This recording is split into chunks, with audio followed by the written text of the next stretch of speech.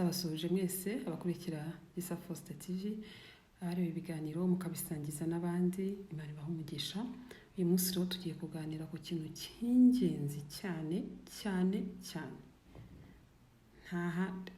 Ngira ngo no mu bindi biganiro wenda ntabwo nagiye nsindagira cyane nk'uko mbitsindagiye uyu munsi, ariko ndagira ngo kuri uyu munsi ufate iminota mike yawe, mu minota ubona uko ingana, ibintu byumve, ubiganirize n'abandi, ubisangize n'abandi. Kugira ikintu navuga ngo ni ikintu gifite umumaro, yaba kuri wowe, ku nshuti zawe, nimba ufite n'abana, ni ingenzi kuri bo. Niba ukunda kugura imiti muri farumasi utageze kwa muganga, nibura hari ibintu ugomba kumenya, ukamenya iyo miti baguhaye ibyo ivura, ukavuga utese kuko uyu muti niwo, uyu muti ngiye gusaba niwo, kuko hari igihe umuntu yiyica atabizi. Sibyo, niyo mpamvu navuze ngo tuganire kuri ikintu. Reka tuvuge kuri infection. Akenshi iyo umuntu avuze infection hari igihe yisuzuma. Rero abantu bazi no kwisuzuma cyane, akisuzuma agahita yanzura ngo ni infection, agahita abaza mugenzi we ngo cyajya ufite infection niki cyakuvuye. Noneho wenda ntamubwira ati yangira hana ku gice kiniki, kambwira ati cyewe tibingize infection ndajyana ngafata antibiotique. Ibi bintu niba bitaranakubayeho wenda hari umuntu uzi byabayeho. Niyo mpamvu nagira ngo tuganire gato kuri infection, umenye infection n'amoko yazo, umenye n'umuti wafata mu gihe biri ngombwa. Ni ukuvuga ngo infection ntabwo ari indwara iterwa n'ikintu kimwe. Ni ukuvuga ngo infection iterwa n'ibintu bitandukanye.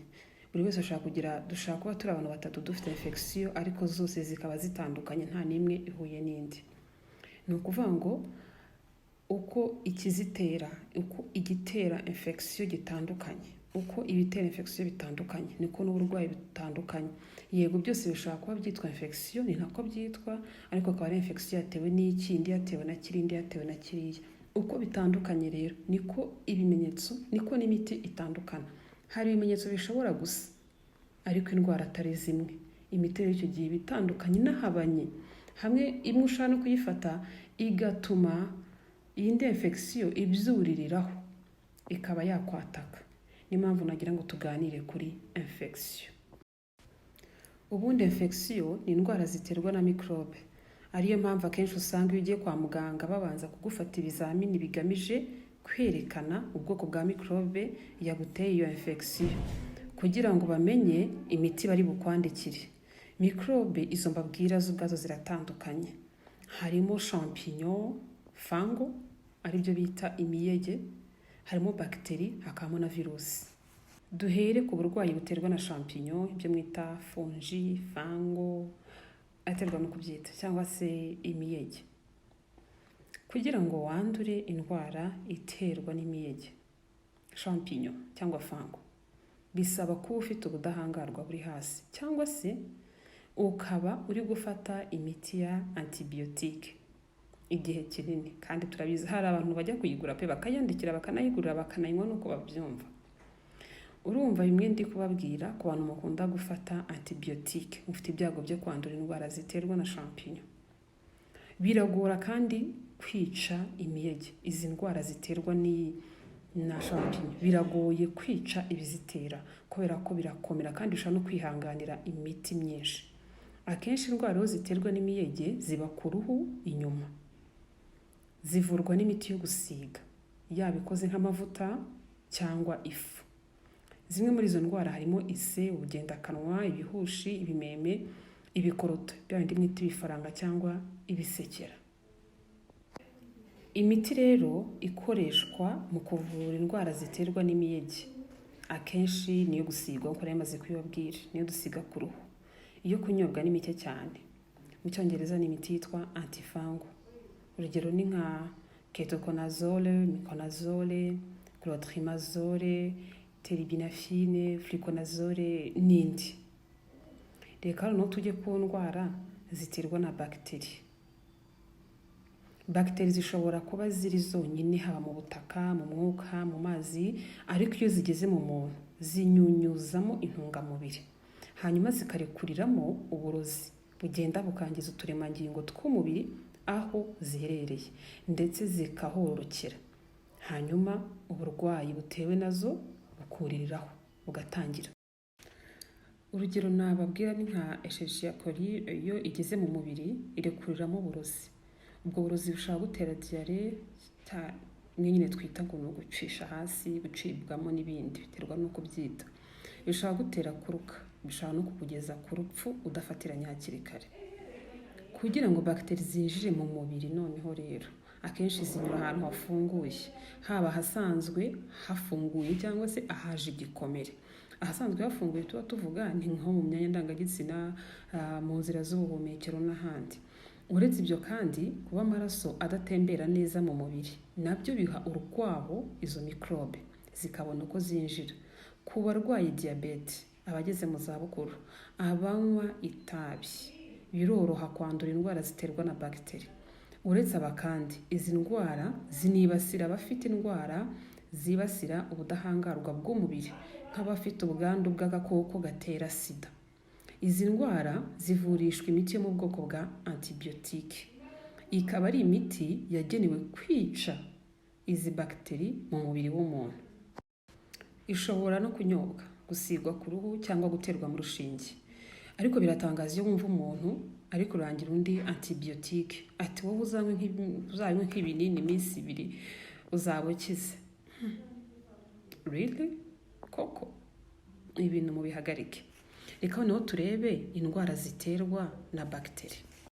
Muri izo ndwara dushaka kuvugamo angine, tetanus, igituntu, imitezi, mburugu, amaso azana imirishyi, ikirimi, indwara zandurira mu mibonano mpuzabitsina, harimo iziterwa na bagiteri.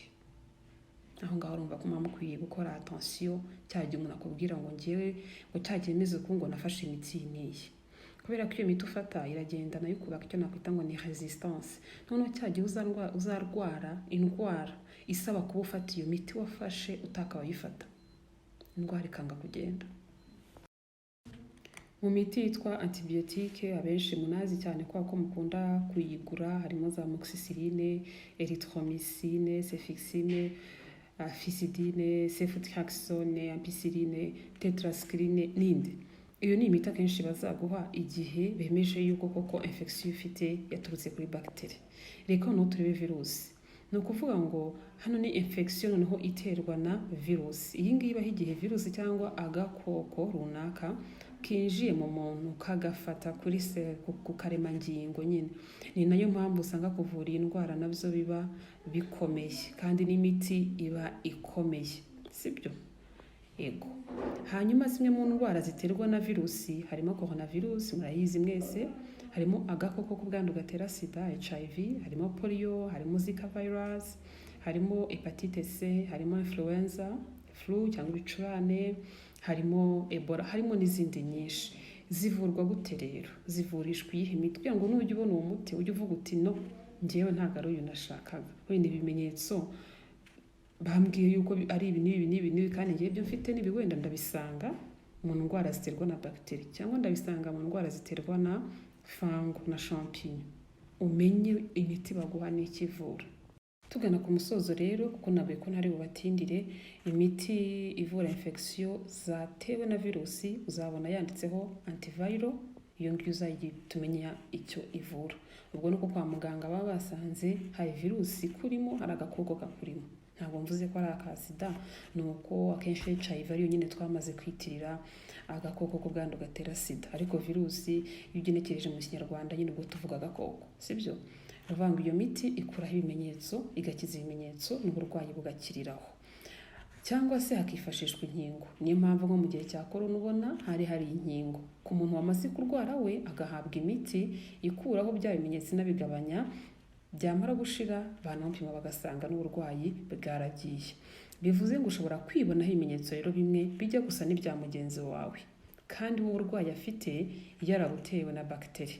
Ukabufasha imiti nk'iye kandi wowe wakabaye ufata antiviral kuko wowe ubwawe wabutewe na virusi, cyangwa ukaba wakabaye ufata antifango kuko wowe uburwayi bwawe wabutewe na champignon, fango aribyo twita imiyege. noneho ukanywa imiti itari yawe ukabona ntabwo ukira, ugahora muri farumasi iwawe hakaba nka sitoke ya farumasi ariko udakira. Jya umenya yuko akenshi uri kwivuza nabi. Reka rero mbashimira abo twabanye kandi mbasabiye umugisha n'ubwenge bituruka ku Mana.